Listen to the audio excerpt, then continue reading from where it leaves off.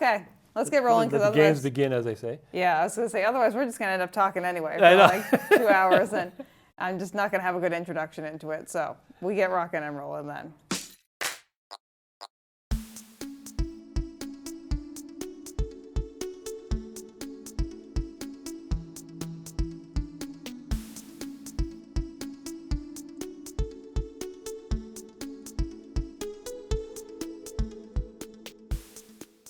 Hello, and welcome to Runnah, running on Cape Cod, Massachusetts and beyond. Welcome back. I'm Juliana, your host. As usual, here we are, back again.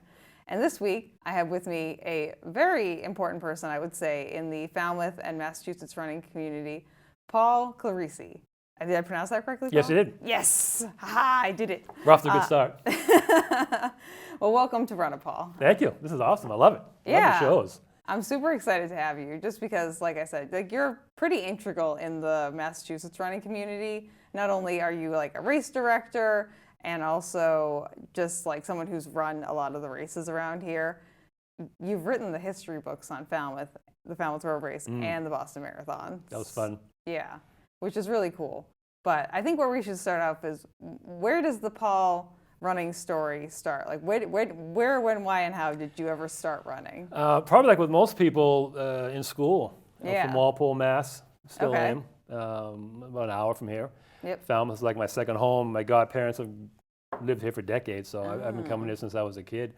But yeah, in school I just ran, not really road races yet, but I did basketball in school, junior high and high school. Then started running a little bit of road races. Walpole has a good number of road races, Norwood, Rentham, like Foxborough, Norfolk, Yep. the whole area, the community. It's got a lot of good road races. So I started running like 5Ks out of school. I went to Curry Nice. College in Milton. Okay. So I ran a little bit there, still playing basketball. And just started with that, always followed the Boston Marathon. Always knew about Falmouth, always came down here. It was really fun, obviously. Yeah, for sure. And just loved the sport, followed the Olympics. Any track meets, because I ran track, so I would. You go to the armories, and if you ever run track, you're there for like 8 hours, especially if it's a tri-meet with 3 schools, Oh yeah, you're there and you all run day. a couple of events. You're there all day. Yeah, you're there all day. So you better like track, because you watch all the other events. So Yeah, that's half the yep. fun. So that's how it really started, and it just stayed with me. And then after I came back to Curry College, I worked for the newspaper, the Walpole Times, as a sports editor. Oh, okay. And I started doing stories about Walpole runners running in the Boston Marathon. What was your college education in? Was it journalism? Yeah, Okay. yeah. Which Basically, a checks double out. major with communications, journalism, and photography. Okay. But photography was a minor because I didn't have a major, but I did enough credits for it to be. So I'm basically doing what I went to school for, which. Wow, you're kind of in the minority, honestly. Yeah, I was going to say, some of my friends say you're actually doing what you went to school for. So, I know. I feel like 25% of the people I know actually are doing something with their college degree right now. Like for the majority of their job. Right. Like, I mean, my college degree I'm using on the side, just being a dietitian. But currently it's not my full-time gig anymore. It used to be, but not anymore. Yeah, so it's weird how some people went that way, or they'll revisit it. Yeah, for sure. But so interviewing Walpole runners who I knew, because I would run with them in smaller races, they just kept telling me, they brought me closer to the Boston Marathon, because then they were telling me about it. Yeah, I'm sure you knew people who were training for it. Yeah, they were training for it.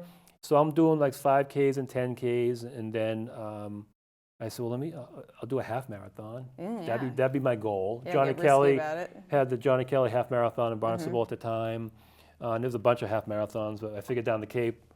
Yeah, it's gorgeous. Yeah, Why first not? time I met Johnny Kelly, you know, he became friends, but that was the first time I met him, was at his race.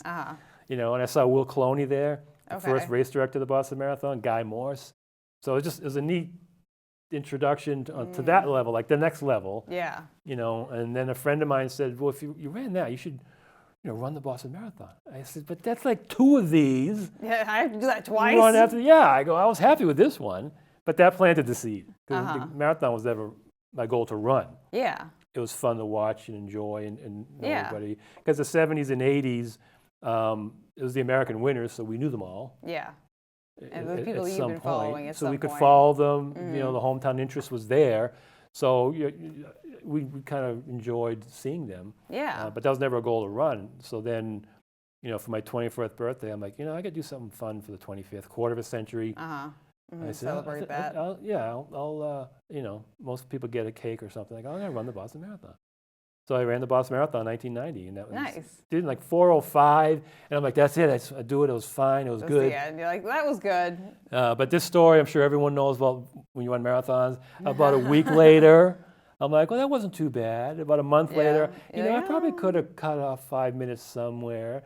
And the farther away you get from the pain, right? The more you want to run it again. I'm going to do it again. Yeah. And then that was 1990. So in October, the Berlin Marathon, which had been occurring every year, was finally going to go from west to east Berlin because the wall had come down in 1989. Okay.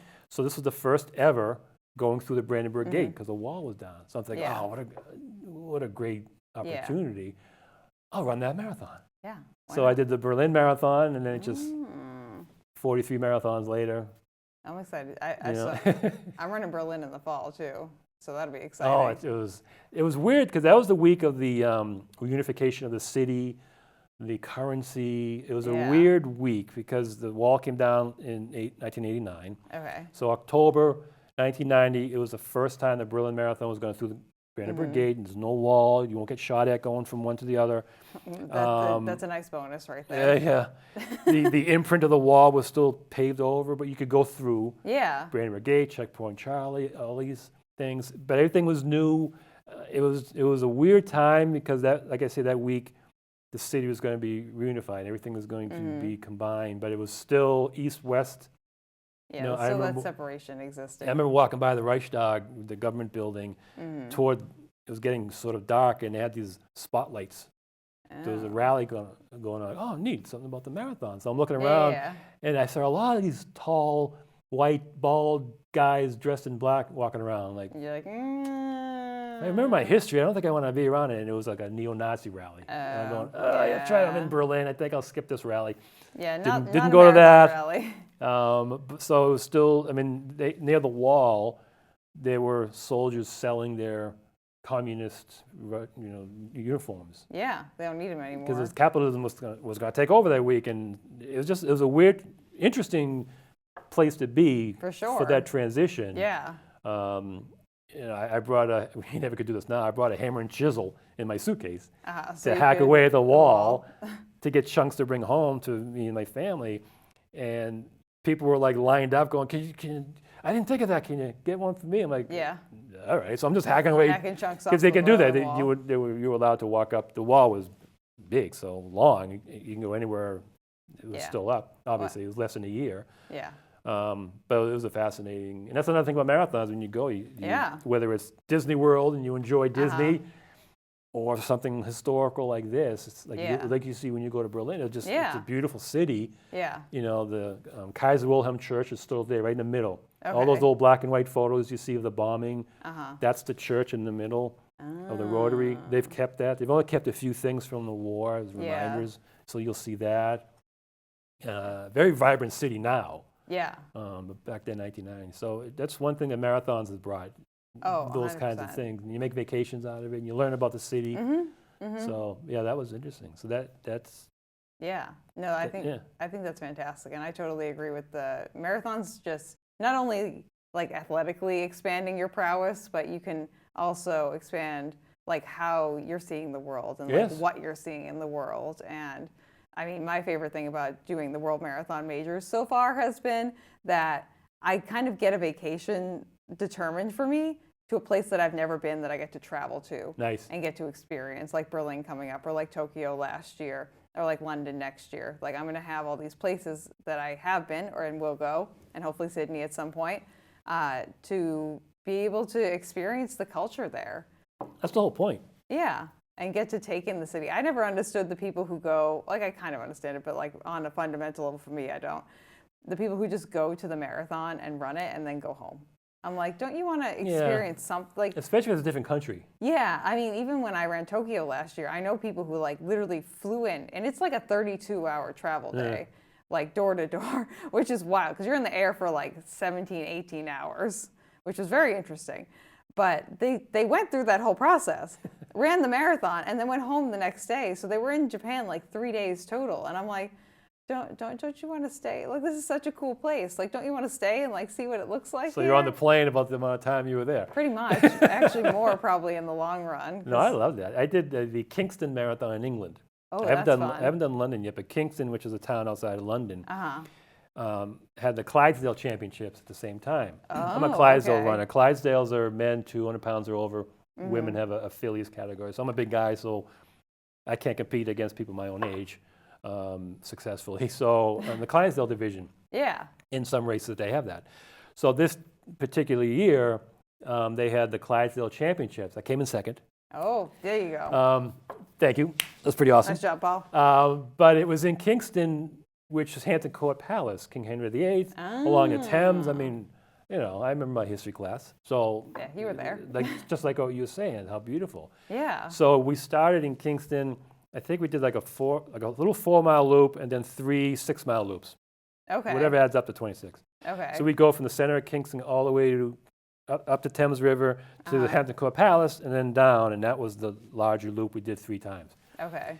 So it was interesting because you're in Kingston, and the buildings. I remember looking at it with my mother, and the side of the buildings have numbers, so you think it's the address. So one had 1066, and one had 11 something, but they Yeah. weren't in order. Okay. So I'm thinking, well, maybe England has something different. You know, our house, the streets are numerically. Yeah. Yeah. So I was maybe asking something else. somebody, I go, what's the deal with the numbers? And they said, well, that's when the buildings were built. Oh. So I was like, so that's been here since the Battle of Hastings, and that's been here.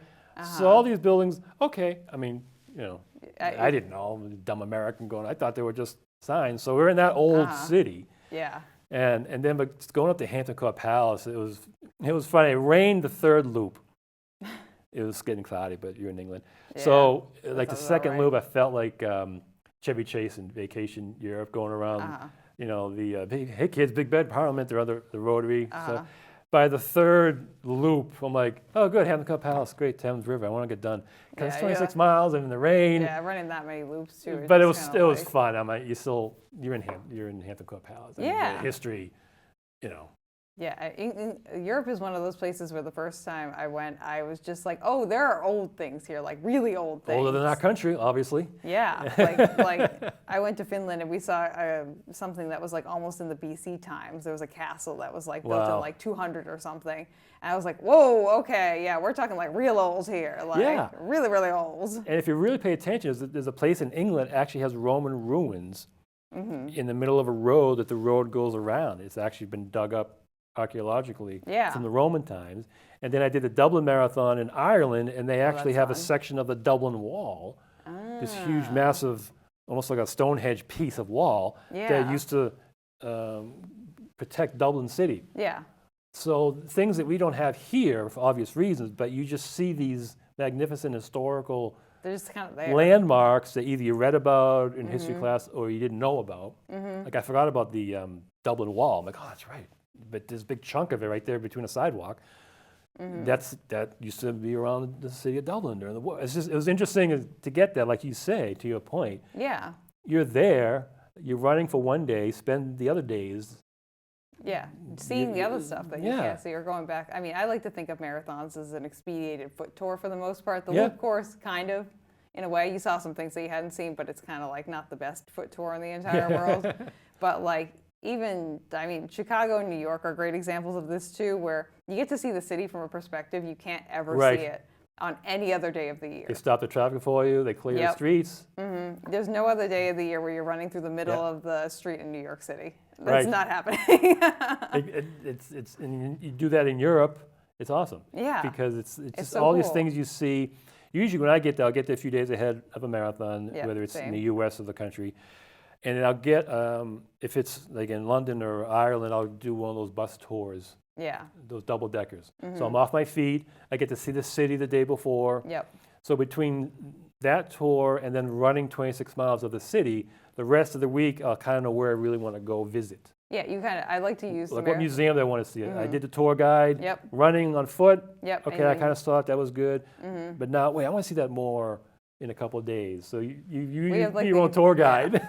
We have kind of the exact same strategy, I think, Paul, of like, I'll do the marathon and I'll do like a preview, and then I'll go back to the spots that I saw. Right, you kind of remember it. Yeah, and I'll just be like, oh, okay, these are the spots I kind of had in my head to see before the marathon, but while I was running it, I saw these things, and I want to go back and see more of them.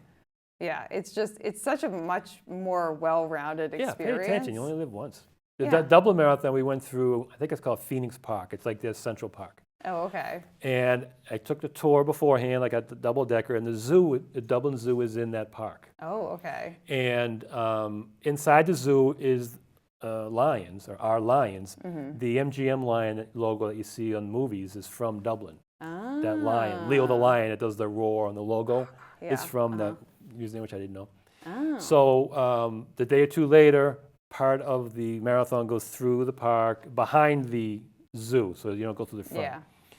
So it's like 5 or 6. There's like dew on the grass. It's very quiet except for the runners. You know, this first few miles, so you were still talking and you're running, and the morning is starting to clear, and we're going through the beautiful park, and then all of a sudden you hear lions roar. Yeah. Very loudly, and everyone stops talking. Now, I know because I did the tour that they're behind this brick wall. There's a zoo, but there's no signage that says zoo because we're sort of on the back of the zoo. But I know that brick wall that's covered with some trees, that's where the lions are. Mm-hmm. The runners that didn't know that are looking around going, are there lions in this park? Because they don't know there's a zoo there. To Ireland. I go, is there lions behind the tree? Is this Wizard of Oz? What's going on? I'm laughing because I know the lions. So we must have woke it up. Maybe we're downwind with our sweat or just whatever 1,000 runners waking it up. Yeah. So I was running with some, I don't know who I was running with. I didn't know who they were. So I'm like, they said, is there lions? I go, that's actually a zoo. There's lions behind there. But don't tell anyone because it's funnier that they think there's lions roaming around the park the park in Dublin. And but it was weird. It echoed too. Yeah. Which was weird because it was wide open park, but it echoed because it was just so early, bounced off the tree, and this light fog. It was a beautiful setting. Yeah. But then all of a sudden, everyone stopped talking, and they're running a little quicker. Like, can I outrun the lions? What's the old joke? As long as you're not last. Yeah. If you're getting chased, right? Yeah. So. Just get the last person. That's it. The lion gets that one. You're that's all how set. lions work. Science, friends. Yeah. Yes. Run faster than someone. But that's what, like you're saying, enjoy or learn those things that you just pick up. That's an unexpected, neat little moment. Yeah. You know, like I say, you only live once, so do something like that. Just enjoy it. Yeah, and I feel like you're someone who kind of runs marathons like me, where you're there for the experience, but also the community too. Yeah. You're there to meet. That's why you're there. Yeah, you're there to connect with other runners and experience things together, whether they're good or bad things. That's kind of to be determined in the day of the race. But I feel like that's just kind of like almost the essence of who you are, though, Paul, is like you love to connect with people. Thanks. Oh, yeah, definitely. We're talkers. Yeah, you and I both. With the AH, we're talkers. Yeah, we do some kind of, I'll count this as journalism in some capacity. We both do some kind of like journalism and telling of other people's stories, like not only our own stories, but telling the stories of the people around us, whether that's through like the interviews you used to do at the paper or through your books that you've written or through just like talking to people. Well, I love the stories. I remember interviewing, this was for, I can't remember which book now. It was a Falmouth Road Race book. I interviewed Rod Dixon, who was one of my interviews, who had won Falmouth. Okay. New Zealand medalist, great runner. And it's for the Falmouth Road Race book. Yeah. And he's great. I got to know him over the years, and he's a very good storyteller. And I knew I wanted to talk about that Falmouth that he won. Mm-hmm. One of the stories he says, it made him think of something else. And he says, that reminds me of the time that I was training. It was me, John Walker, and Steve Prefontaine. And we were, this has nothing to do with Falmouth, I'm sorry. And I'm like, Rod. You're going to tell that story anyway. Anyone who starts a story with me, John Walker, and Pre, you finish the story. Yeah. Now, John Walker is another great New Zealand Olympian, Steve Prefontaine, who I ended up writing a book about Steve years later. Okay. And I revisited Rod. I go, can we get into that story a little bit more for the book? Yeah. But that's what I mean. It's like you don't stop someone. And it has nothing to do with Falmouth.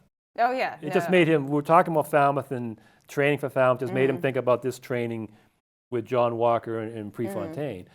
So that's when I said, you finish that story. So he finished the story.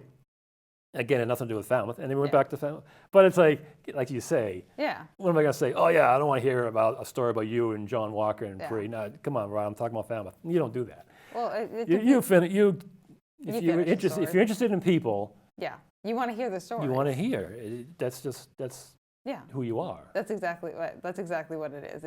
If you have an interest in interviewing people or writing about people or chronicling someone's story in some capacity, you have to be genuinely curious about people's stories in general, right? To be able to make that successful on a personal level, on a career level, whatever level. And you enjoy it too. Yeah. And hopefully that person's I want the experience to be enjoyable for both of us. Agreed. Yeah. You know, I mean, you can sit there and go, all right, tell me about this. Yeah. Okay, fine. How was that? That was good. Yeah. Okay. You know, that was good. First, where's the fun in enjoying that? Secondly, you're not going to get good stories. And you know, thirdly, it's rude. Yeah, that's very true. Number one, that's rude. So, but you want to enjoy it. I mean, come on. You're hearing what other people. You know, I remember interviewing Patty Dillons, Patty Catalano, Patty Lyons, at some point, 3-time runner-up Boston Marathon, excellent runner, sweetheart. And she was telling me a story. I love being put somewhere that I've never been through a story. Yeah. She's telling me about a marathon she ran in the Rio Marathon in Brazil. Oh, okay. And she had no money, and the only way for her to fly home was to win. Well, that's some motivation for you right there. And part of the course was an out and back, and it went by her hotel. And she was having a tough time. And I forget who was in second place, but she was leading. She's a really good runner, if you know her. And she's telling me, I love the story. She goes, it's Rio, it's hot, it's humid. Yeah, she has a ponytail, and she remembers there's a point with the course where you go out and you turn around so you can see who's behind you, which some courses do. Yeah. So she kind of knew who was behind her. So she passes her hotel, and she's thinking about quitting because her hotel is right there. Yeah. She's really she's not feeling well. She's still in the lead, but she's just not feeling well. She ended up losing all her toenails after the race. But she didn't know that at the time, but she had the discomfort. Good Lord. Most runners understand somewhere along that, because she ran hard. Yeah. And with that weather. But she realized, if I stop, I don't have enough money to go home. Yeah. So she went past her hotel, and she said she remembers hearing a noise behind her, a steady noise, and she thought it was the woman in second. Was her ponytail hitting her? It was a ponytail that was wet from the humidity hitting her back of her neck. Shoulder. And she goes, I got to stop. She kept looking around to see who was behind her. And it was her ponytail, so she's like, I got to focus on what's ahead of me. I can't focus on that. Yeah. Details like that put me and the reader right there. Yeah, you put us directly in the center of what's happening. That's a beautiful story. She put you right. She ended up winning. She won. Yeah. She came home. She put me there. Johnny Kelly the younger. Yeah. There's two Johnny Kellys. Johnny Kelly the younger out of Connecticut, won Boston in 1957. Johnny Elder, the Cape, who won Boston twice. Recently passed in 2000, mid-teens at 97 years old. They're not related, but we call him the Elder and younger. Johnny Kelly the younger, I interviewed him several times, became a friend of mine. And one of the stories he was telling me, he'd be in second place behind somebody in Boston, or one of the Yonkers Nationals that he won. And he would see the wrinkled lines in the back of someone's neck and the sweat coming down. Would let him know this person's struggling really a little more. And he'd focus on the back of his neck. He'd stay right off his shoulder, and he would just see the strain. Because, you know, when you run, sometimes you tighten up a little. He would see a strain, and he'd see these the wrinkled lines in the back of the neck kind of get close, and the more sweat. So he knew at a certain point, Johnny knew that he could pass him and create some distance and win. That puts you right there with them. That story puts you right there. I mean, you can't beat a story. No. That's better than even watching it on TV. Yeah. You know, that story puts you right next to him to see the sweat coming down the back of the neck. Yeah. So those stories you can't beat. Yeah, and those are the details that just like bring a story to life. Yeah, and make it brings you right there. Yeah, they make it real. Because I mean, you can hear a story like that's very like topical and blasé about like, hey, this person just won a race, and your brain is like, whatever. Yeah. Like, I don't really care. But if you go into like those personal stories too, like you could tell a story about like us sitting at this table together and make it sound like the most riveting story in the entire world, because you share the details about whatever happened, and the way you frame it also makes a big difference too.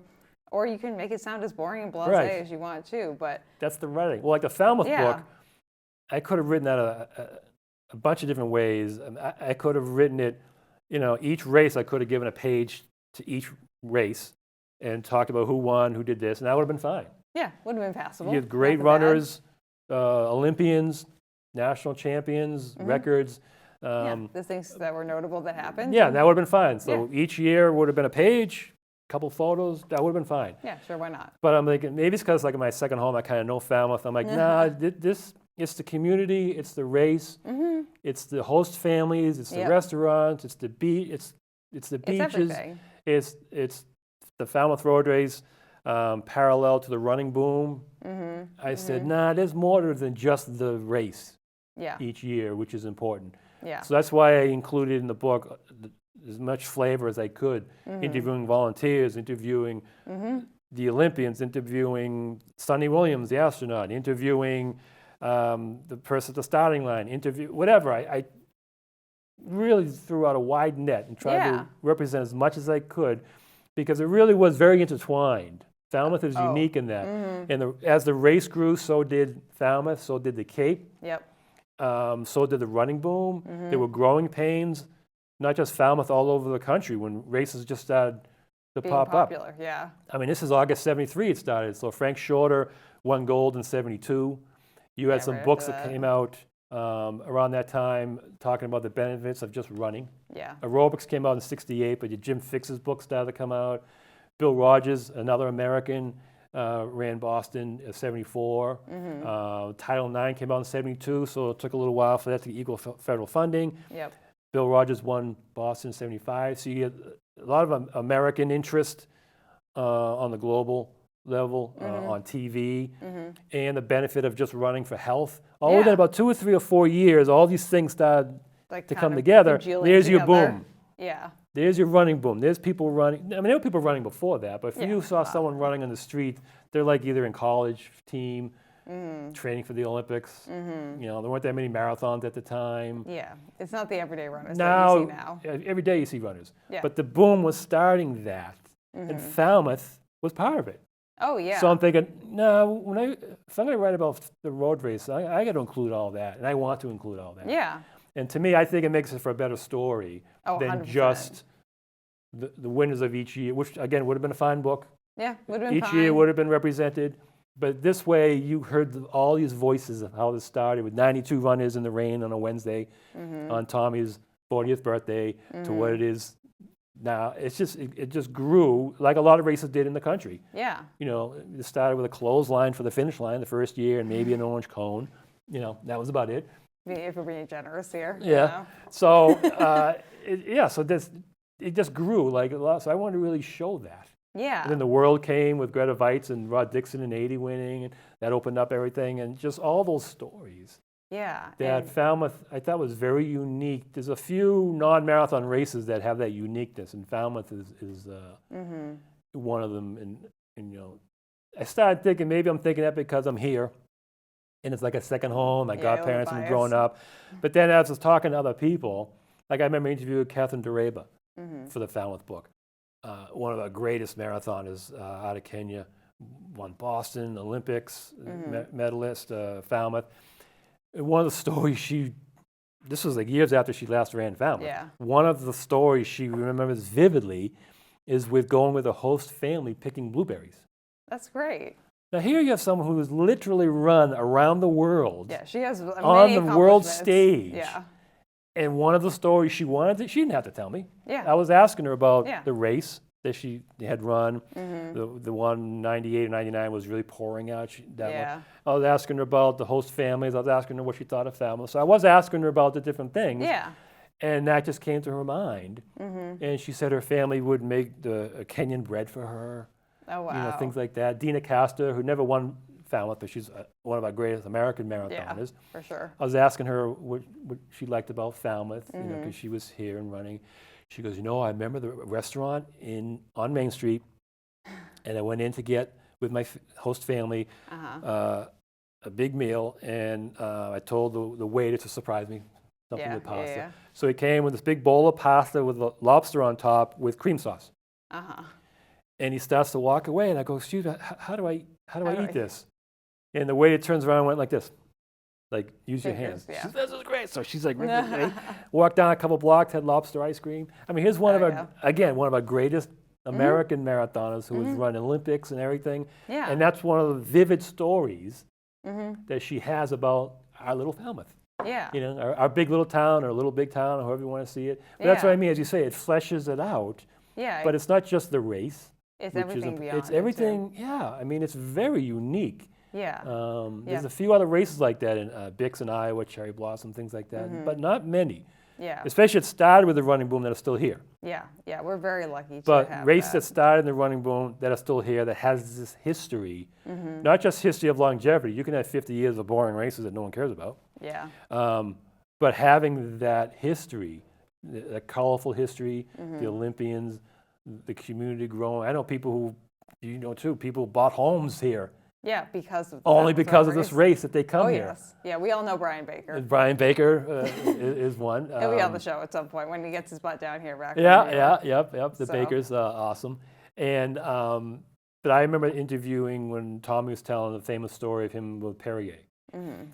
Fred Lebo was the race director of the New York City Marathon and was talking to Tommy one year at the Falmouth Road Race early on, mid-'70s, and said, you know, Perrier is thinking of sponsoring the New York City Marathon, which at the time was in September or October at that time.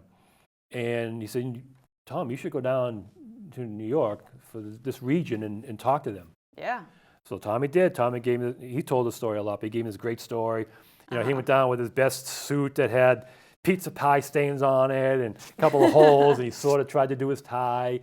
And he gets to New York, and it's like 90 degrees, and he's sweating, you know, his really just forehead. Looking real sharp. So he gets into the office, and he's flailing his arms, telling him about the beauty of Falmouth, along the vineyard, and the lovely area, and the road race, and like the passion that's behind the passion. And then about halfway through, he said the president stopped and said, "No, you got us.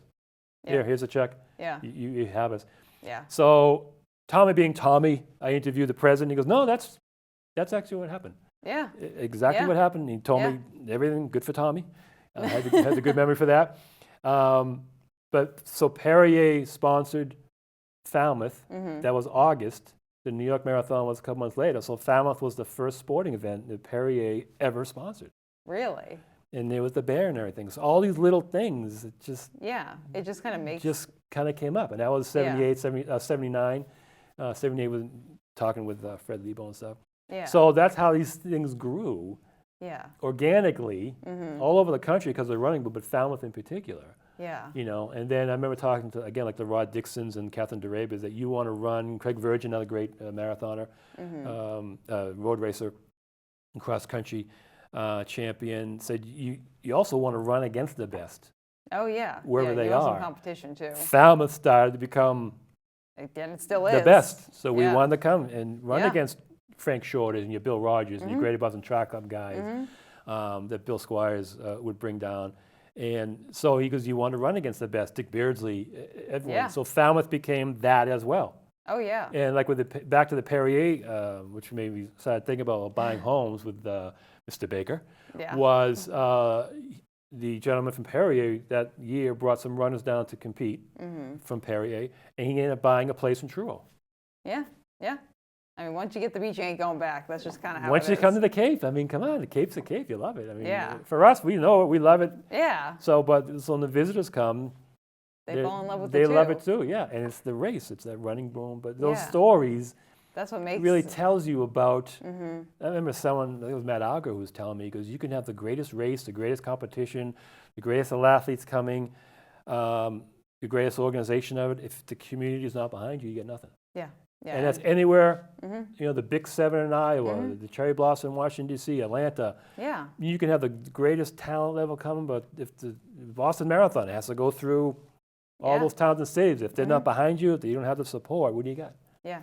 Yeah. And You know. I feel like the Falmouth Road Race is just the epitome of the community coming out for Yeah. everyone. And it's so interesting to me as someone who moved down here to Falmouth. And Falmouth was actually my first road race I ever did. I didn't start running until I was an adult. Oh, wow.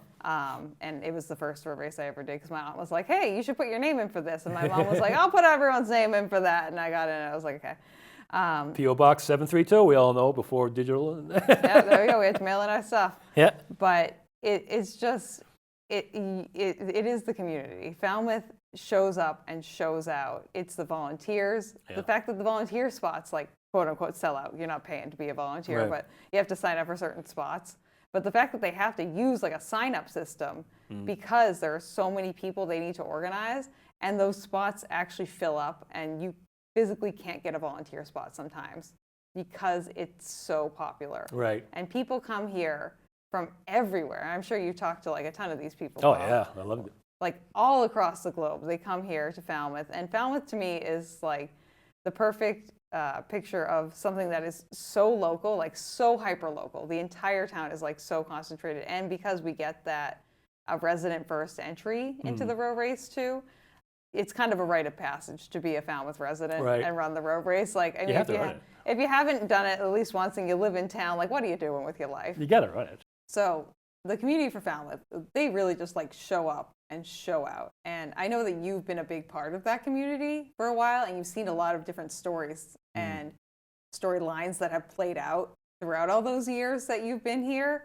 Are there any that kind of stick out to you as to maybe things that you've seen where the community has really just like shown its true colors and shown up and showed out, or how runners have been supported by the community in a large way? Oh, definitely. Yeah, it's a good point because Falmouth isn't just the race. A lot of people, when they say Falmouth, they kind of mean the race and the town. Yeah, Because yeah, it is it's so kinda intertwined. interchangeable. Well, it really is. Like Yeah. you're saying with the volunteers, so many people. I don't know if it's the same amount of people, but the same approach. You have all these people who schedule their time and their year around running Falmouth. The people who volunteer, it's the same thing, right? Yeah, They want to schedule their volunteer work Yep. and everything because they're a part of it, like with the volunteers. yeah, for sure. Especially like just supporting you along the course, Yeah, whether they're families. If you run the race over and over again, you see the kids grow up. yeah, Yeah, but they are there on the course itself, especially when you really need it. Was it right after the 10K mark where you go toward the water and you take a left, you go up the hill? I always think right at the top of that hill is the flag, yeah. Oh, yeah. but you get like another quarter mile, and there are Yeah. spectators there, Cheering. probably for dumb people like me who they go, you still got to run, don't stop. Keep it moving. Yeah, because I always forget. Well, they used to have that like photo finish line there, All right, and then they removed it because everyone kept stopping to walk there because they thought it was the actual finish that's line. right. Well, that reminds me of a story. I can't remember the year. You know when you get to so the 10K and you go straight toward the water Yep. and take a left, but you got to take a left and you go up, and now you're going about say a quarter mile flat, and then you go past where the Brothers 4 used to be, and you crest down where the flag is. There's a crosswalk there, and one year the female winner, I can't remember the year of this, it's in the book, I have it. The leader was approaching the crosswalk, and the woman in second was approaching that crosswalk and really started running fast to catch up to the leader. Yeah. She passed the leader and just sort of relaxed. Oh. And the leader looked at her and goes, oh no, and the leader kept going, and that woman in second thought the crosswalk was the finish. Oh no. And these are the top two women. Yeah.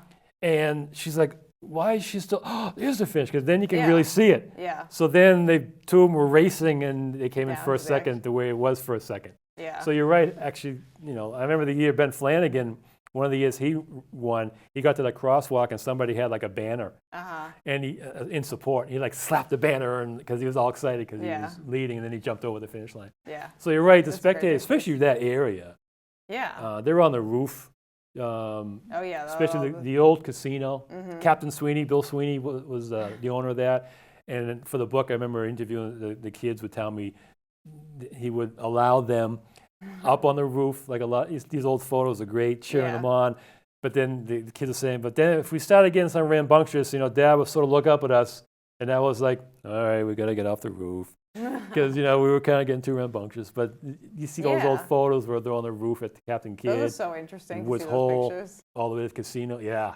It is. Because there are people all over the roofs in those pictures, which is wild. It's You'd unbelievable. never see that now. No, I remember the first 2 years it finished at the Brothers 4. Yeah. And Tommy Ladd would always say that everyone went in there and drank. Yeah. And then I'm they'd, sure they'd spill onto the ball field, and the police didn't like that, and Tommy didn't like that. He goes, I don't like that. So they extended it for other reasons too, but they extended it and didn't let you go on the field. Mm-hmm. So then you went past the casino, so now you can extend, spectators can be on there because when it finished at the Brothers 4, the casino's after. Yeah. So now that the finish line extended down, now it's like, oh, people can go on that roof. Yeah. And then some of the old photos that you'll see, the officials are on top of the restaurant on the roof. Oh, okay. And I have an old photo about this, that for several years before timing was really fantastic, they'd have these big numbers on top of the roof that the volunteers would flip over big, large numbers, and that's how you would get your time. Oh. They'd have somebody with a walkie-talkie at the finish line, and every 5 minutes, like big sandwich boards, they flip it over. They would flip it over on the roof, and I mean, you get your time later, but Yeah. it was old back then. Every race, it took a long time to get your results, no matter what the race in this country, no matter what the race was. So you cross the finish line as a runner, you'd look up to the roof, and you'd have a couple volunteers, and they would every 5 minutes, so it would be like 35:05. 35:10, and they would flip over these big, large numbers every 5 minutes.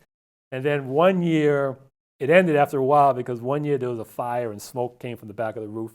Oh, gosh. And the volunteers looked around and said, Oh, no. this could be the last year we're going to be up here. I forget what the year that was. So that was another rooftop. And then when you cross the finish line in the early days, when it was down, further down, people would take a left right into the ball field. Well, that backed things up. Yeah. So then you'd cross the finish line and go a little bit. There were some years, and this happened at Boston Marathon and other races, not just Falmouth, because of the old archaic scoring system.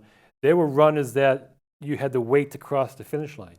Oh. You're still in the race, but there was a line from the finish line standing until the volunteer got you in, go, and you're still in the race. Yeah. It happened to Boston Marathon, just because it was the old day. Then Falmouth had different ways of fixing that. They had one where a volunteer would have a tape recorder and just verbally say the numbers, so that it was quicker than writing it down. So the runners would go through. I think in the old days, I don't know if Falmouth did, I think they did the old cross-country one, where you run across the finish line, the volunteer gives you a tongue depressor that you grab with the number on it. And then you match that up later on. I think Falmouth might have done that. I'm trying to remember on that one. But that's how it was back then. It was old school. Again, not just Falmouth. The Boston Marathon, like I said, the Boston Marathon, there's photos of people standing on the finish line, just ready to get their... That's wild. Yeah. So you're standing at the finish line going, but that's just, now with the electronic thing, obviously it's much easier. Yeah, it's significant. I don't think I want to stand at the end of a marathon waiting to cross the finish line. But we had state police with horses at the finish line at Falmouth. Wild. When it got this grew. I think I don't know if we mentioned it before, it was 92 the first year, then 200, then 400, then 600 to 800, 1600, 4,000. I mean, that's in a short period of time. That's a lot of growth. Being voted the best race in the country. Runners World, the road race has that trophy. I got a picture of it in the book. Those successive years, that's fast growth. And a lot of races had that. Again, not just Falmouth. This was the running boom, so they were there. But it gets to the point that race organizers, no matter where you are, have to say, wait, we gotta step back and be a little more proactive. Fast, because it's grown organically so fast. I remember Courtney Bird, who you well know from Cape Cod Marathon. We know Courtney. Everyone knows Courtney, I guess. I feel like there are a few people in Falmouth that don't know Courtney Bird. I don't know how that happens. I love Courtney. He's great. He was telling me a story. The first year Falmouth became a lottery. Was he? I love this story. He gave me for the book. He put the entrance in bags, a bunch of different bags. Each bag was filled with a bunch of entrants. Lined up the bags in his backyard. He had a pet goose called Lucy, and he let Lucy pick the bags. And whichever bags he picked, he eliminated, and the bags that Lucy didn't pick were the random selected runners. Of course, that's how. And Courtney his worked wife it. at the time Carolyn. took pictures of it. She worked for the Enterprise. And he goes, the front page, great photo of Lucy the goose doing the selection process. He goes, it's great, funny as hell, love the photo. And he said, still, some people complained about picking the numbers. And he goes, how more random can you get with a goose? Come on, guys. The goose has no idea. The goose has no foot in the game, you know? It's the process is irrelevant. Yeah. How you do it. Random's random. Yeah.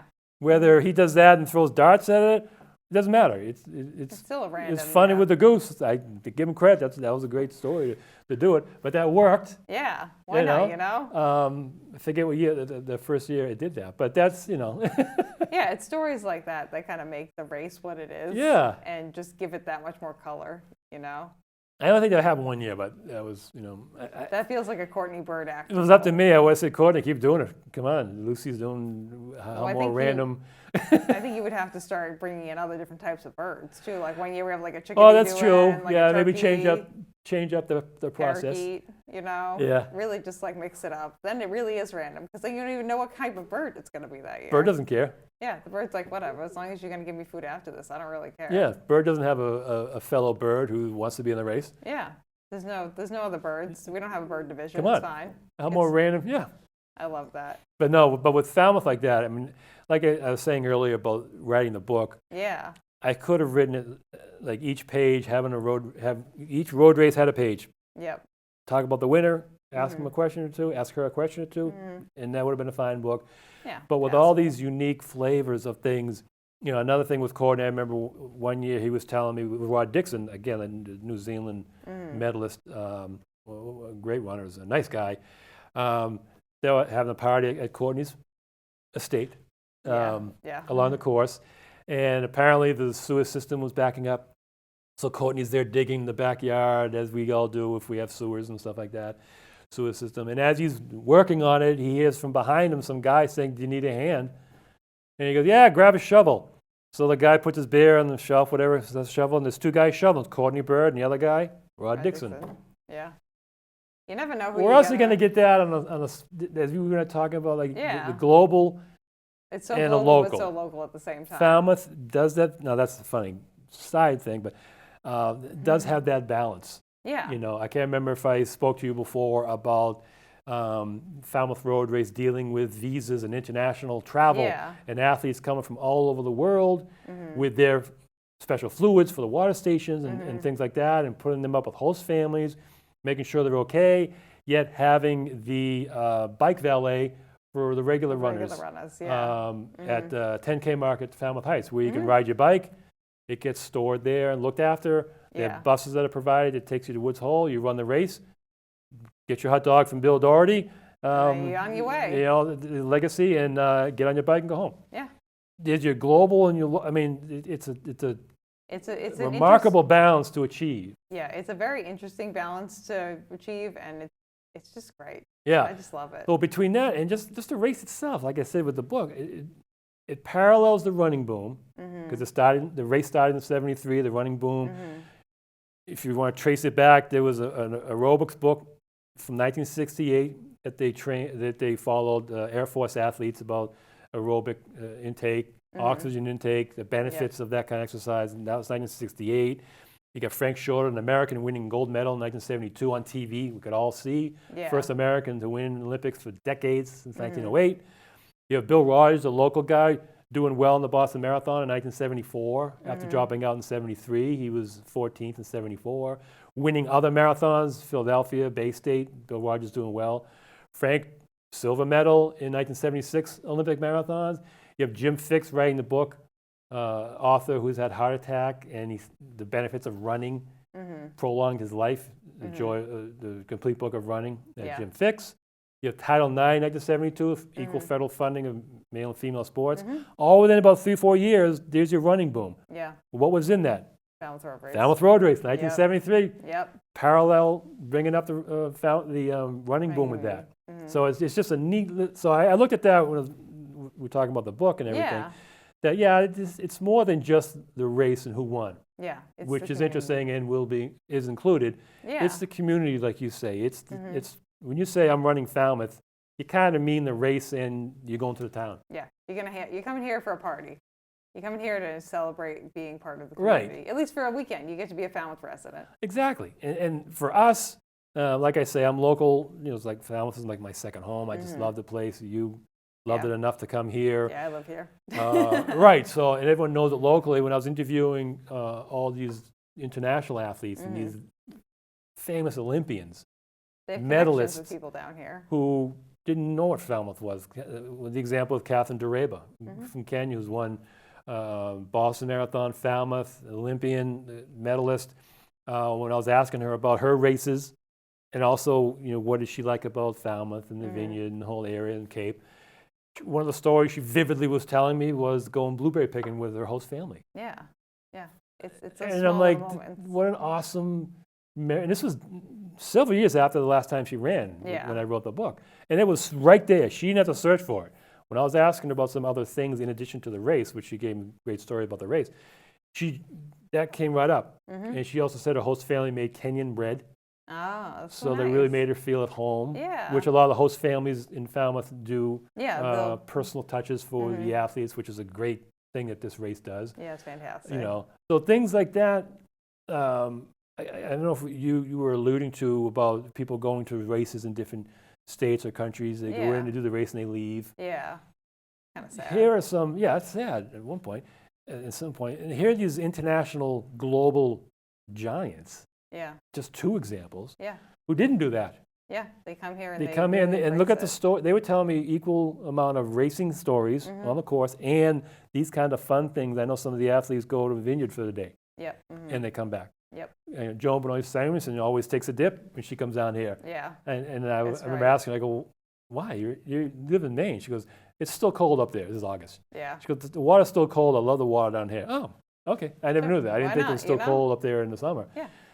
So that's Falmouth, like you said. Yeah. That's what It's the kind of things Falmouth does. community. Yeah. Yeah. It's all those things together. But it was interesting. Remember you were asking me about like different stories, and there's so many you could have. I mean, my book could have been this thick about Falmouth. I don't doubt it The at all. race itself, the volunteers like Bill Doherty with the hot dogs, having to keep up with all the runners. Oh, He yeah. had to create the machine to make it 1,000 at a time for us to get those hot dogs, which we love.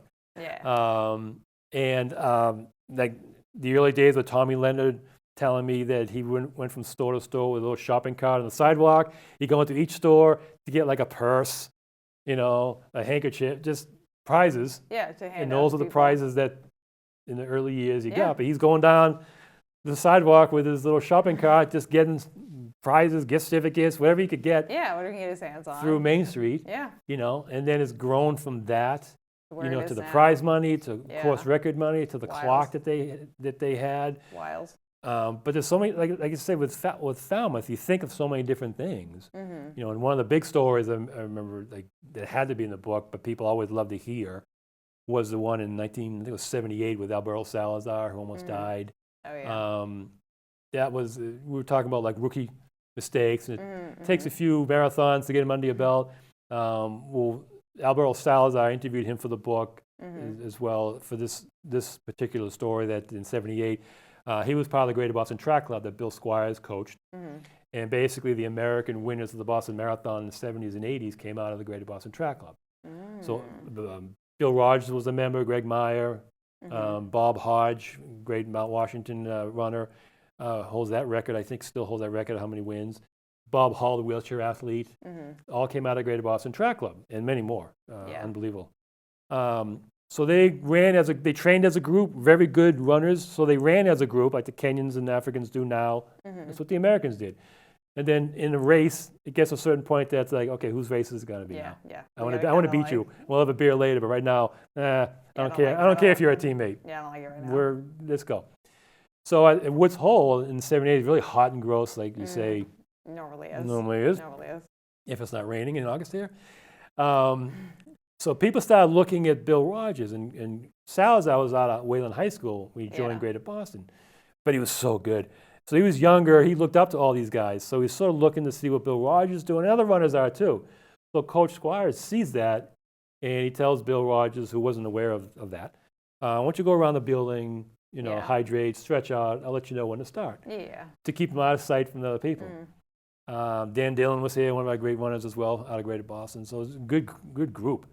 So the gun goes off, and Bill Rogers skips the first water station because he's all hydrated. Yeah. So Salazar looks at Bill and goes, oh, he skips it, I'll skip it. Yeah, I'll do what he's doing. He's not as hydrated as Bill Rogers.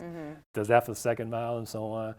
It starts to take an effect. Yeah. And as the lead packs whittled down, Bill Rogers smartly started like in the second group of that lead pack. It was so hot. And I think Mike Roach was in that grouping in areas. So it got to the point around 4.5, and Salazar was telling me he was just off Bill Rogers' shoulders. Mike Roach might have been there. I can't remember who else was at that point, about 4.5 miles. And Al said, he goes, we all, like I say, we train together, so we really know all of our abilities. Yeah. We feed off each other in training. So when we run as a group in a race, we kind of know where we are. And then there is a point along the race that we just sort of stop talking to each other and we break, and it's okay. Yeah. Here it is. But at 4.5, I should be a little closer to Bill, so I'm going to catch up with him. And he goes, I couldn't. And I was getting confused. And I said, what do you mean getting confused? He goes, well, now looking back, I was getting heat stroke. Yeah. Oxygen wasn't going to my brain, but at the time, I didn't know that. So what do? You run harder. That's always the answer. Smart things to do when getting heat stroke. Yeah, so he pushed himself even harder. Yeah. That it's like if a car's not working, what do? You slam on the pedal to get more gain. Well, you ruin it even more. Yeah. That's what he was doing. And he said, to this day, when I interviewed him for the book, he goes, I do not remember the last couple miles. I just don't. It ain't here. So I interviewed the other top 10 people because he came in 10th to fill in all the blanks.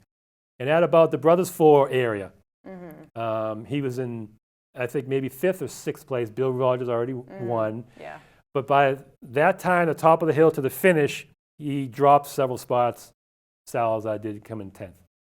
And Charlie Rogers, Bill's brother, gave me a great photo that he showed. And Greg Meyer was in 11th, and he had passed Salazar on that hill. You could kind of see Al was really wavering badly. So at the finish line, sure enough, Al just collapsed. Yeah. He had a body temperature of 108, which is fatal. Yeah, not safe. For lack of a better word. Yeah, not safe. And one of the main things Falmouth Road Race did ahead of the curve and expertly was the taking care of heat.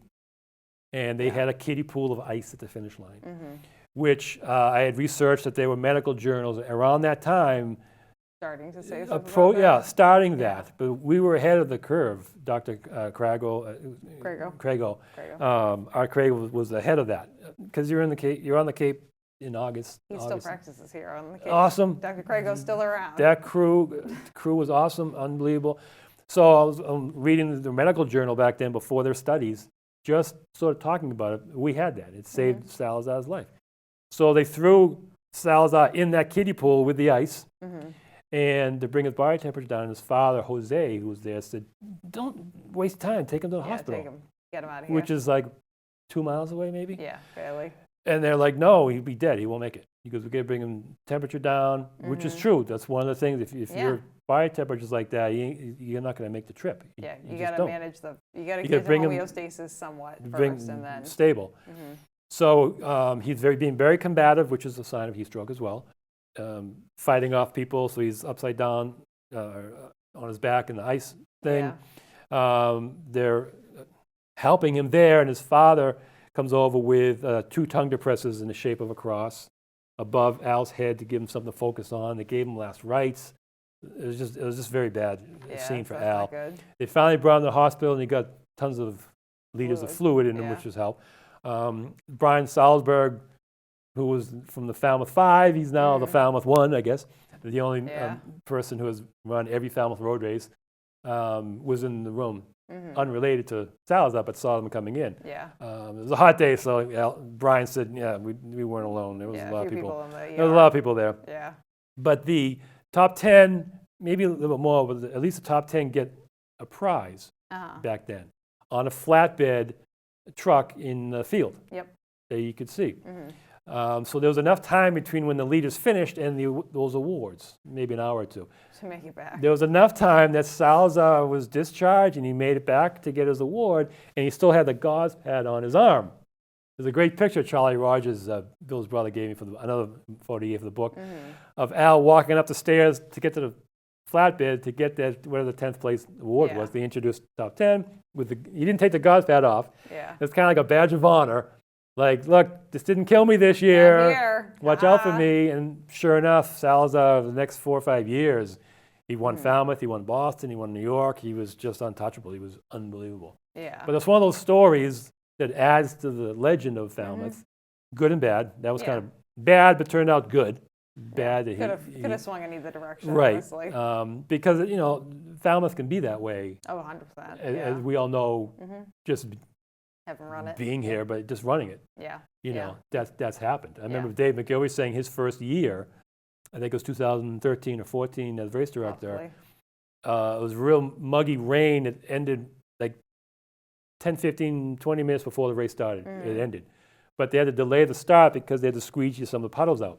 Oh, yeah. Because part of the course is below sea level. Yeah, it is, yeah. If anyone who ran in 1999, I think, the big rainstorm, part of it's below sea level with the puddles. Oh, yes.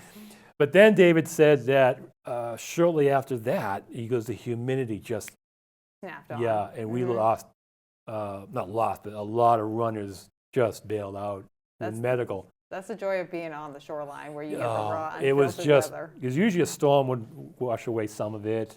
Oh, no. Or a little bit. He goes, but this was, it wasn't even gradual. It was, you could just sweat. Before we started, that was a bad year. Yeah.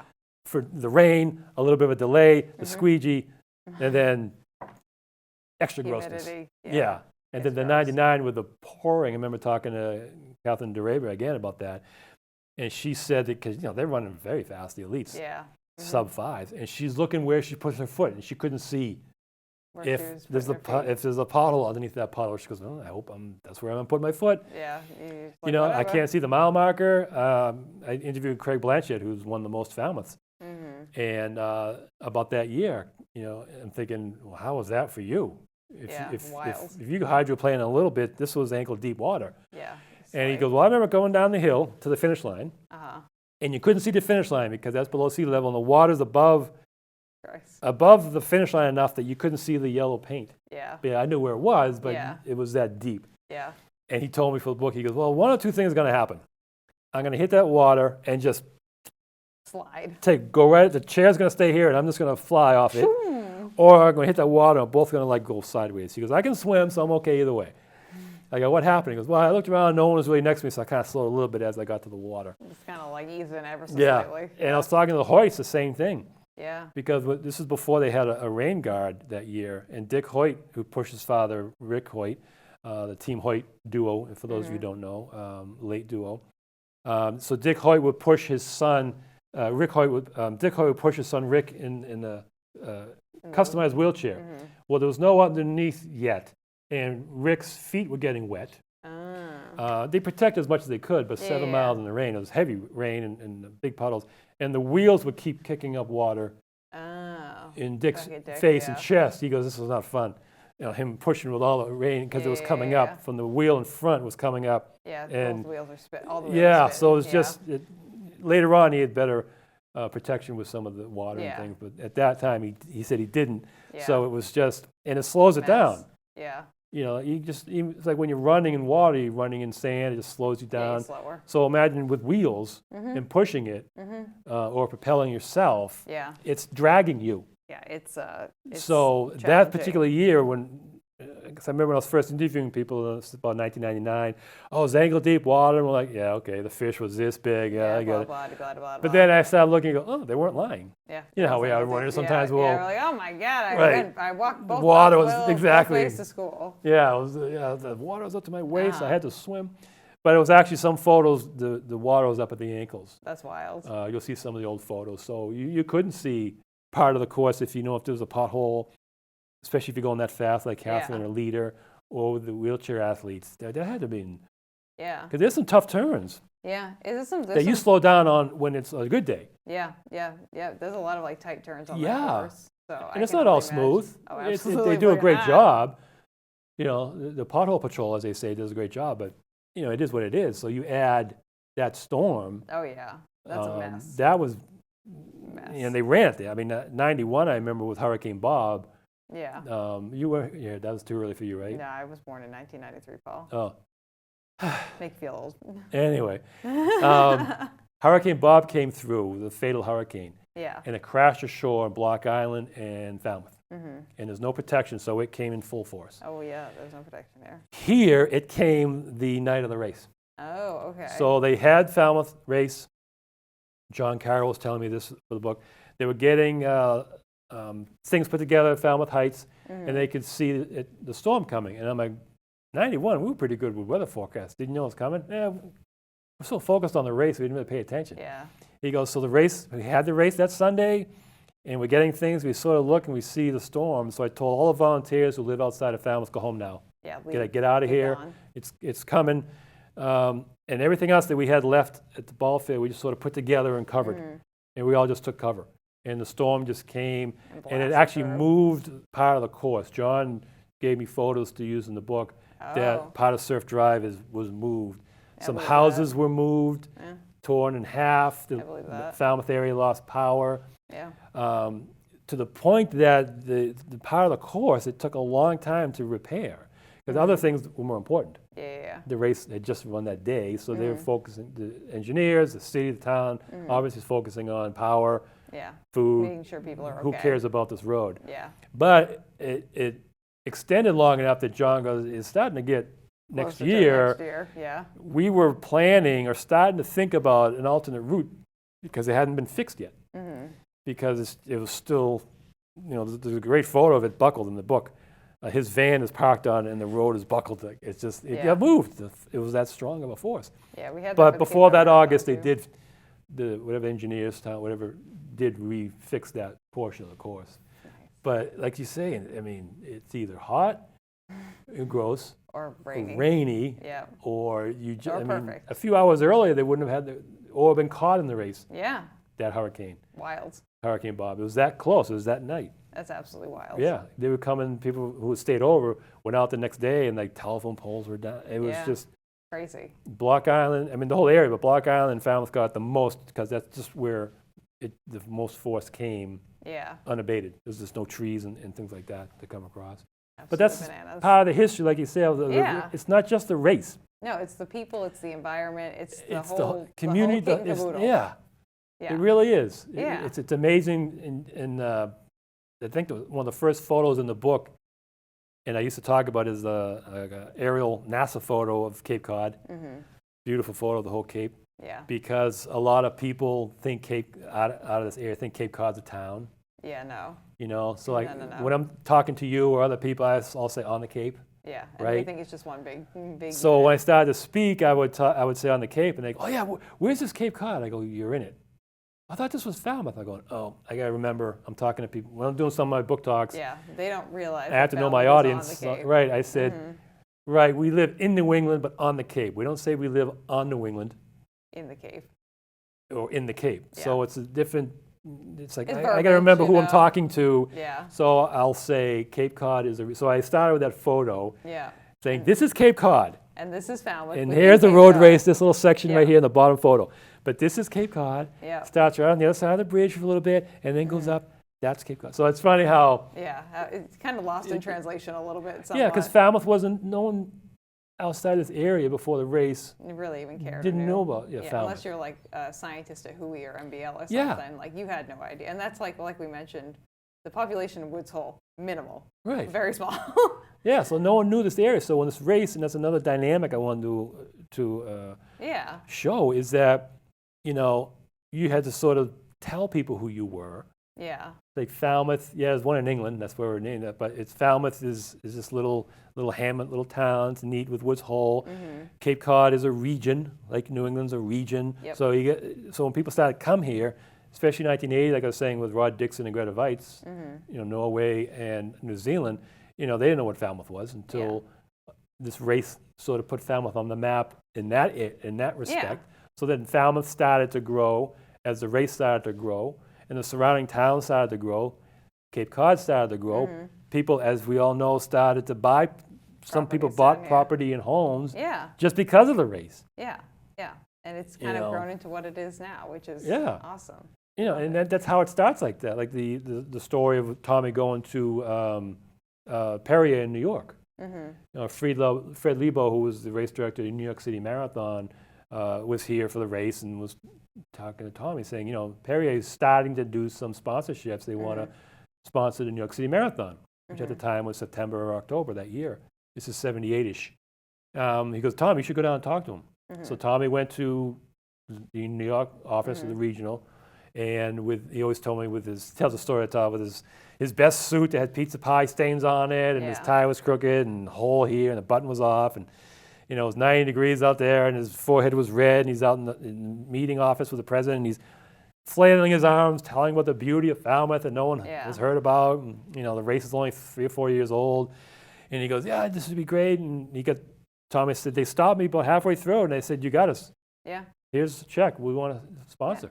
Yeah. And, you know, Tommy being Tommy, I tracked down the president who was there, vice president, president, and I said, is this all true, the way, blah, blah, blah? He goes, yeah, he sold us. That's pretty much it. Here's this guy with a burned forehead because it's hot out, sweating and arms flailing, bartender telling us the beauty about this place we haven't heard of in the race. He goes, if this guy loved it with this much passion, we want to be a part of it because we heard a little bit. So we gave him a check. We sponsored. There's the banner with our name on it. And he goes, I went there that August with some runners, and we sponsored it. He goes, the first sports event they sponsored was Falmouth. The Falmouth Road Race. New York was a couple months later. Yeah. And he goes, that's how it started. And that's how we started to know about these little towns. And like you're saying, he ended up buying a place in Truro. Yeah. Because he loved it so much. Yeah. Once you come here, you can't. You go from not even know what Falmouth was to making a home. Yeah. And he said, and I said, that's like you're saying, it's not just the race, it's the community, it's the people, it's the race, it's everything together. It was a really neat symbiosis of all that together, everyone growing together with growing pains. Yeah. The whole country had that with the running boom. Yeah. All the different laws, towns and cities, it's the races that are stuck around and they figured it out. There are a few. There could be some that are 50 plus years old that it's just a race that nobody cares about. Yeah. And nobody remembers. But you got a Falmouth or a Big 7 or a Cherry Blossom or Atlanta that not only just being the longevity of 50 plus years, but the history that's with it. Yep. The great stories, the legacy, the people, the community of all these places that no one outside this area knew about. Yeah. Now you circle it on your calendar. And we get to share it with the rest of the world. Exactly. You live halfway around the world, and Falmouth is on your calendar. Our Falmouth. Yeah, we love it. We love it. We welcome you. It's awesome. It's just, you know, it's a great showcase. It is. And so I guess we'll leave it there for this time around, Paul. That's a good ending point, I feel like, for us. Listeners and watchers, viewers, we're going to be doing a part 2 of this. We'll have Paul back on to talk a little bit more into the Boston Marathon side of things, I believe. And we'll just talk about some more stories and stuff because Paul and I don't know how to shut up, and that's pretty much the long and short of it. No commercials, we'll keep talking. Yeah, yeah. But if you'd like to get some more information on Paul, would you like to let us know where people can find information on you and your books and anything that would be useful if they want to like maybe read your books or get in definitely. contact? PaulClerici.com, PaulClerici.com is my website. Plenty of pages. I have pages devoted just to the books, just to the Falmouth Road Race, different images you can order through there, and I can sign them for you. Yeah. Chat. I'm on Facebook, so you know, as Juliana said, we just keep talking. Yeah. Whether it's verbally or over social media. Just always stories. Always stories coming, and it's a great thing. Wonderful. Well, thank you for being on today, Paul. Thanks, I appreciate it. Yeah, and like I said, we're going to have Paul back. Paul's going to talk probably a little bit more into the Boston Marathon side of things next time we have him back on. If you'd like to get in contact with me over here on Runnah, you can go and check us out on Instagram and on TikTok at RunnahPod. And you can also find us on YouTube at RunnahPod. And then you can send me an email at runnahpod@gmail.com if you have any questions, queries, concerns, or if you'd like the links to anything. And also, all of Paul's information will be linked down below, either in the episode description or in the video description, wherever you're consuming this media. And you can just go ahead, click on that link down below, go to his website, maybe buy a book, say, hey, I saw you on Runnah. It was a nice time. Will you sign a book for me? So it'd be great. But thank you again, Paul, for being on. Thank you. And thank you, everyone, for watching and listening. And we will see you on the next episode of Runnah. And that's the end, Paul. Woohoo! We did it. We finished. Yay! That's good. Round 1. Thank you for listening to this episode of Runnah. This podcast is edited, hosted, and produced by me, Juliana Coughlin.